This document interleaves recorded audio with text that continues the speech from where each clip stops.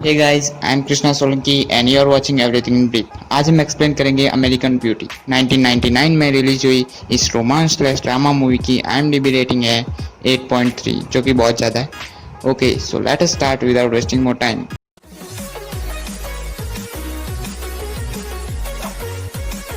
Movie start होती है, हमें दिखाता है तीन लोगों की फैमिली को, जिसमें होता है लेस्टर, ब्रूनम, उसकी पत्नी कैरोलिन और उसकी इकलौती बेटी जेन। लेस्टर की फैमिली उसको एक लूजर की तरह उसको ट्रीट करती है और लेस्टर की बैकग्राउंड वॉइस के अनुसार वो लोग सही भी है, क्योंकि उनकी जिंदगियों में अब वो प्यार और खुशी नहीं रही। वो सब अपने काम से काम रखते थे। यहाँ तक कि लेस्टर के ऑफिस में भी उसकी कोई इतनी इज्जत नहीं थी और उसे कभी भी निकाला जा सकता था।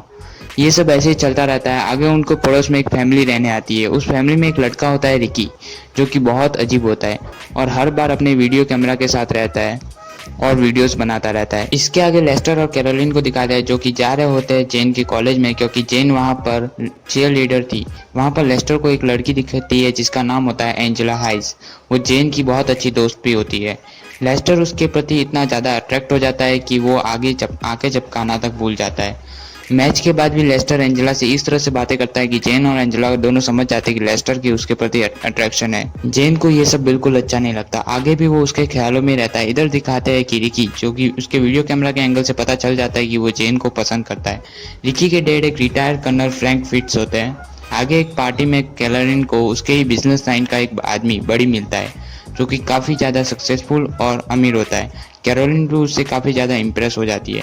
इधर लेस्टर को रिकी मिल जाता है, जो कि उससे बातें करते हुए लेस्टर के साथ काफ़ी अच्छी दोस्ती जमा देता है। इसके बाद जब लेस्टर और कैरोलिन घर आते हैं तो वहाँ पर एंजेला को देखते ही लेस्टर फिर से ऐसी हरकतें करता है जिससे कि उसे फिर से शर्मिंदा होना पड़े। क्योंकि एंजेला जेन के घर पर ही थी तो लेस्टर उन दोनों की बातें सुन रहा होता है, जिसमें एंजेला जेन को चिढ़ाने के लिए कह रही होती है कि अगर उसके डैड थोड़ी सी एक्सरसाइज करके फिट हो जाए तो काफ़ी ज़्यादा अच्छे लगेंगे। इन सब के चलते लेस्टर भी एक्सरसाइज के चक्कर में लग जाता है। इसके साथ ही वो रिकी के पास से ड्रग्स खरीदना भी चालू कर देता है। इसके साथ ही वो अपनी जॉब छोड़कर दूसरी जगह कम पैसों में काम करना चालू कर देता है। इस वजह से कैरोलिन भी उससे काफ़ी ज़्यादा नाराज होती है। इसके अलावा कैरोलिन और बड़ी और रिक और जेन के बीच भी काफ़ी अच्छे रिलेशन हो गए थे। पर एक दिन जॉब पर लेस्टर कैरोलिन और बड़ी को एक साथ देख लेता है और इस वजह से बड़ी कैरोलिन से सारे रिश्ते तोड़ देता है और कैरोलिन इस वजह से काफ़ी ज़्यादा दुखी हो जाती है। अगली रात को दिखाते हैं लेस्टर को, जो कि रिकी को कॉल करता है, और क्योंकि उसके ड्रग्स खत्म हो गए थे। जब रिकी लेस्टर के घर पर होता है तब फ्रैंक रिकी की खिड़की से लेस्टर के घर में देखता है और उसे लगता है कि उसका बेटा कुछ गलत काम कर रहा है। जब रिकी वापस घर पर आता है तो फ्रैंक उसे बुरी तरह से मारता है और रिकी भी ड्रग्स की बात छुपाने और गुस्से में ये बोल देता है कि मैं पैसों के बदले में ये काम करता हूँ। इसकी वजह से फ्रैंक उसे घर से निकाल देता है।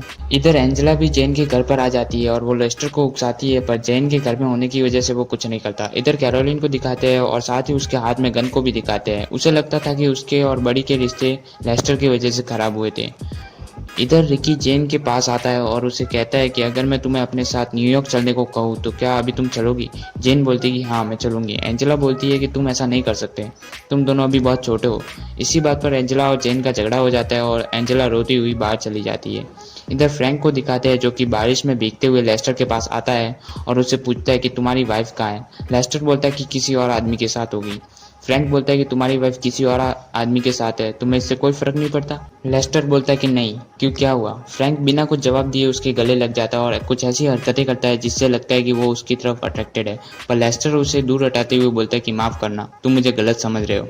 फ्रैंक वहाँ से चले जाता है और लेस्टर जब घर में आता है तो वो एंजेला को रोते हुए देखता है। वो कारण पूछता है तो उसे पता चलता है कि उसका जेन के साथ झगड़ा हुआ है। इस तरह से वो धीरे धीरे और करीब आता है। इससे पहले कि लेस्टर कुछ करता, एंजेला बोलती कि मैं ये पहली बार कर रही हूँ।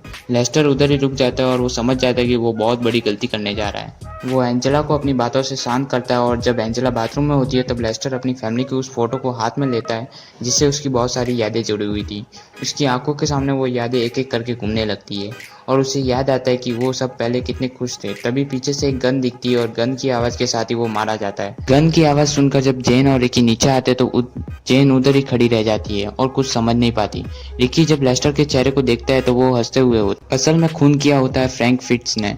इधर कैरोलिन को पता चलता है कि उसने बहुत कुछ खो दिया है। जब तक लेस्टर जिंदा था तब तक उसकी किसी ने इज्जत नहीं की, पर जब वो मरा तब उसकी बेटी और उसकी पत्नी को अपनी गलतियों का एहसास होता है।